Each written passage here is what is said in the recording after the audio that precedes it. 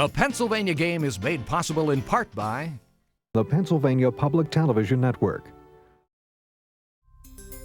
Roger Owen started his company in his Yardley, Pennsylvania garage in 1982. He was first to market his product as a separate enterprise within supermarkets, and today his business is the Mid-Atlantic region's largest such retailer. Did Owens found A, the Coinstar change counting machines, B, Chinese kitchen takeout restaurants, C, Bucks County Coffee, or D, bottled water refill stations? The answer is C, Bucks County Coffee. Roger Owen knew nothing about coffee beans when he started Bucks County Coffee Company in 1982 in his garage. The former industrial salesman started out with a nut roasting business called Bucks County Nut Company. But by 1988, he was selling coffee, reasoning that you can't eat a pound of cashews every week, but you can brew a pound of coffee. The company features about 50 coffee varieties at 45 stores in 6 states, including Pennsylvania, New York, and Maryland. It's the leader in specialty coffee in the Mid-Atlantic region. Owens was the first to sell made-to-order coffee drinks and blends at mini stores within grocery stores. In fact, the in-market kiosks account for 65% of Bucks County Coffee's annual sales. Frank Laubach was born and raised in Benton, Pennsylvania. In the late 1920s, after completing his education, he went to the Philippines. His life's work can be summed up in one phrase. Is it A, each one teach one, B, one day at a time, C, a hand up, not a hand out, or D, always faithful?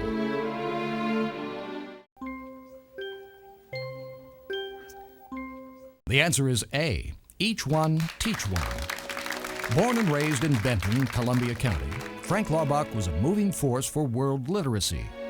Starting in the Philippines in the late 1920s, Laubach developed a philosophy and approach to literacy which he called the each one teach one method.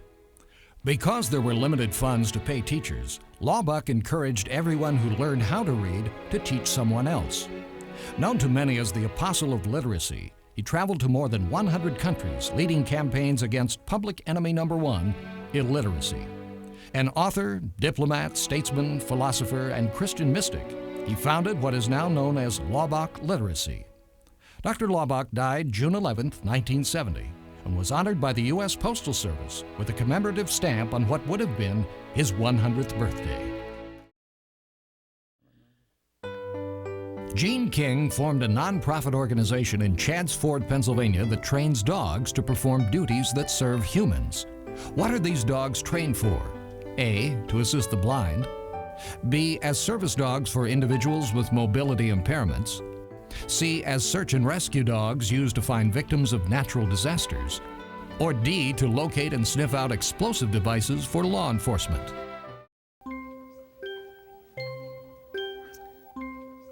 The answer is B, service dogs for mobility impaired individuals. Independence Dogs Incorporated was founded in 1984 by Gene King, who at age 39 contracted spinal TB and was confined to a wheelchair. After years of depending on others, Jean trained her own dog to help her in much the same way seeing eye dogs assist blind persons. Wanting to share this joy of independence, she started her own service dog school. Service dogs retrieve dropped articles, turn light switches on and off, open doors, pick up and bring a telephone receiver, assist their partners in traversing stairs and curbs. They carry packages in their backpacks and perform high counter transactions such as in banks. After extensive training, each dog is carefully matched with its human partner and is then custom trained to suit that person's physical needs and lifestyle. IDI is the only service dog school recommended by the Seeing Eye organization. Michaelmas Mono of McKees Rocks near Pittsburgh financed his extensive education by working in steel and coal mines. He was elected to our state Supreme Court in 1951. Which of the following was not one of his accomplishments? A, he was a presiding judge at the Nuremberg war crime trials. B, his novel Black Fury, highlighting the deplorable working conditions of coal miners, was made into a controversial movie. C, he led the U.S. investigation to determine if Adolf Hitler died at the end of the war. Or D, as a congressman, he wrote the legislation that created the Sunday Blue Laws. The answer is D. Michaelmas Mono, former state Supreme Court justice, congressman, and author, did not write legislation that created the Sunday Blue Laws. In fact, he wrote legislation to end them. Among the many highlights of his career, Mono wrote the novel Black Fury, later made into a motion picture, about a miner's struggles against the brutal coal and iron police, the private police hired by coal companies to quell strikes.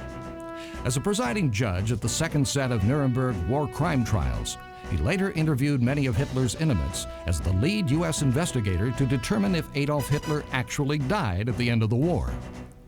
Mono was a zealous defender of Columbus discovering America, and supported his claims in his book, Columbus Was First. Ironically, the Honorable Michaelmas Mono died in 1968 on Columbus Day. In the 1980s, Junior Vasquez left his hometown of Lancaster for New York City and became one of the most sought-after people in his industry. He counts Madonna as one of his closest friends. Is Vasquez A, a disc jockey, B, a hairstylist, C, a choreographer, or D, a fashion designer?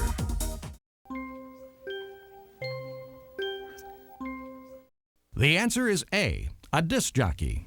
Born Donald Mattern in 1946 and raised in Lancaster, Pennsylvania, he changed his name to Junior Vasquez in the early 80s and headed for New York City to pursue a career as a disc jockey.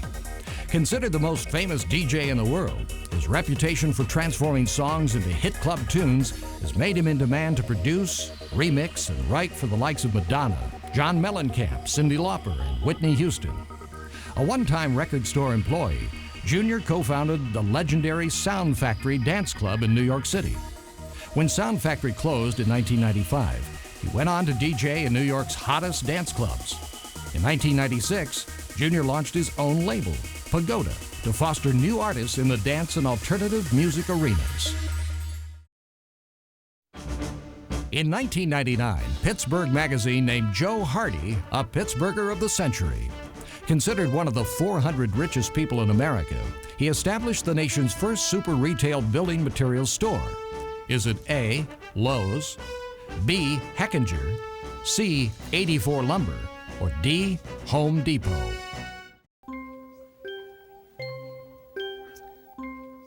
The answer is C, 84 Lumber.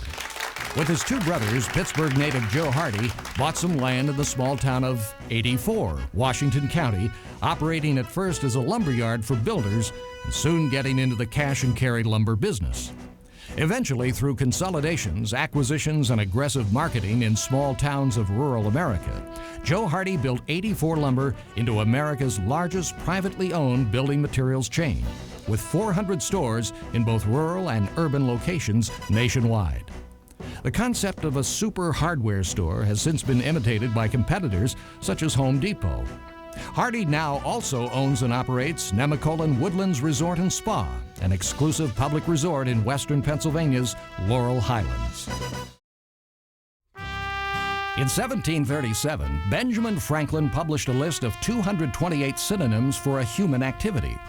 The Thesaurus of Slang lists 399 entries, one of the most for any term. Is the activity A, overeating, B, getting drunk, C, making love, or D, earning money?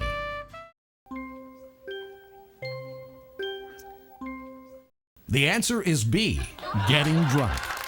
Nothing more like a fool than a drunken man, wrote Benjamin Franklin. In 1737, Franklin published in the Pennsylvania Gazette a list of euphemisms to describe drunkenness. The list was gathered, quote, wholly from the modern tavern conversations of tipplers. Franklin, a great observer of human behavior, noted that people had a natural tendency to conceal their vices, not only from themselves, but also from others. Therefore, the term mellow was substituted for the word drunk. The list of words and phrases was constantly growing, Franklin claimed, as familiar terms were replaced with terms that were less well understood. Among the 228 entries were terms such as stitched, cockeyed, moon-eyed, fuzzled, pungy, oiled, and stewed. A copy of the program you've just seen can be purchased through Penn State Media Sales at mediasales.psu.edu or by calling 800-770-2111.